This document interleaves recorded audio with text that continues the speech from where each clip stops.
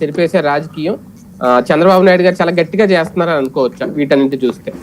అట్లాగే ఒకటనేం లేదండి. ఇప్పుడు అంటే అన్నింటి మీద ఆయన మార్కే కనిపిస్తుంది.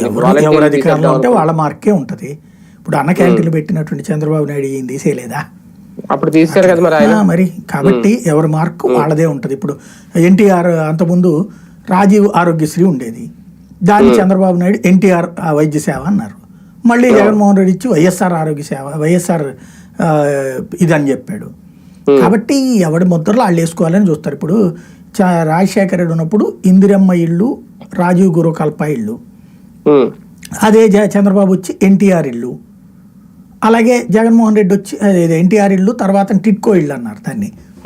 అదే జగన్మోహన్ రెడ్డి వచ్చేటప్పుడు ఈ జగనన్న ఇల్లు.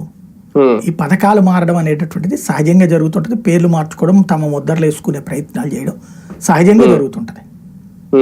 అమరావతి విషయంలో చంద్రబాబు గారి ఆలోచనలు ఒక రకంగా గతంతో పోలిస్తే చాలా వేగంగా వెళ్తుంది. ఆయన పూర్తి చేయాలి అనేది విజన్, ఆయన విజనే ఇది అనేది. కాకపోతే రేపు రిపబ్లిక్ డే వేడుకలు కూడా అక్కడే చేయాలి అని అనుకోవడం, పూర్తిగా అంటే ఈ టర్మ్ లోనే పూర్తి చేసే ఆలోచన, అది కూడా బాబు గారి తన మార్క్ ఈసారి చూపించుకునే ప్రయత్నం, అమరావతి నిజంగా పూర్తి అవుతుంది అనేది కూడా ఒక ప్రశ్న.